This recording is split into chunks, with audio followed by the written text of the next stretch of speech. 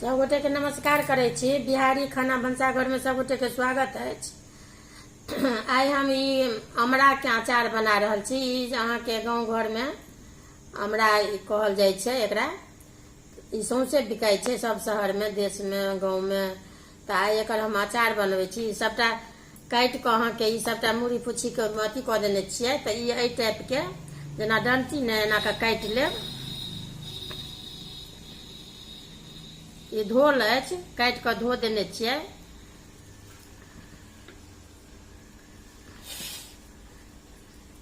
एकरा ने ई दू फाँक के एना के एई टाइप के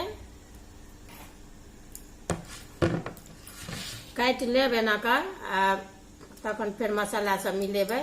एही टाइप के एकरा दुइये फाँक एना एना रहे छै। एही टाइप के एही तरीका से सबटा काट लेब। ई देखियो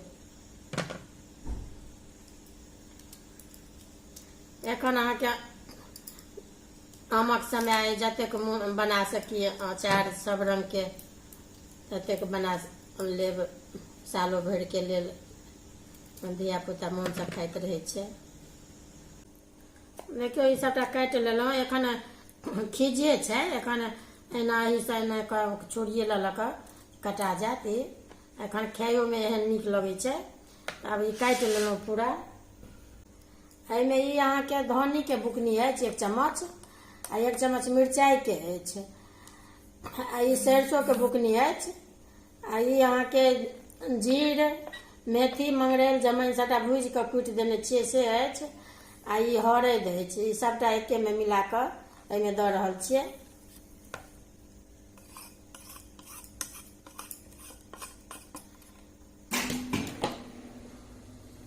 एते अंदाज से नून दै छियै। नून अपन अंदाज से देबै। ई सबटा देखा देलहुँ हँ, सबटा दऽ देलियै। आब ई अहाँ के तेल दऽ रहल छियै, करू के तेल 3-4 चम्मच छलै। आब एकरा मिला के ने से आब ई अहाँ के 5 दिन 7 दिन 2 दिन 3 दिन एहिमे रह देबै। आ ओकरा बाद अपन डिब्बा में या भुइयाँ में दऽ के रौद में 1 सप्ताह लगा देबै। अगर रौद भरि दिन लागत हुए सुविधा तहन तो 1 सप्ताह में तैयार भ जात। नहीं तहन तो 1 घंटा 2 घंटा लगे छै। तो ओहिमे कनी के समय लगे छै। देखियो सब मसाला दऽ के जेना आम के फाँक कटुआ बनबै छी ने लागल बिरैया सब में, तहिना सब में मिल गेल। 2 बेर 3 बेर के ने लारैत रहबै तो एना के तो तर ऊपर से अहाँ के नूनो मिलत ओहिमे, आ मसालो सब में लग जात। तो आब अहाँ के 2-4 दिन एहिमे रौद लगा देबै। तकरा बाद फिर भुइयाँ में या डिब्बा में राखब। तो अभी बन के तैयार भ गेल। देखियो अथी सब में लागल अछि मसाला, लगभग एहन टाइप के रहबा के चाही। बेसी एहिमे नहीं देबै मसाला। तो देखबै वीडियो अगर नीक लागत अमरा के अचार अछि तो वीडियो लाइक करब।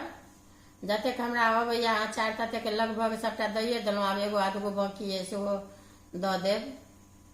देखियो ई अमरा के जे अचार बनेने छलहुँ हैं, बनेलहुँ, देखा देने रही बनबैत। तो आब ई अहाँ के 4-5 दिन भ गेल, ई सिद्ध भ गेल। देखियो ई एना के करबै तो ई टूटि जायत। तो आब ई खाय वाला भ गेल। आब एकरा अहाँ कोनो चीज में राखि सकै छी।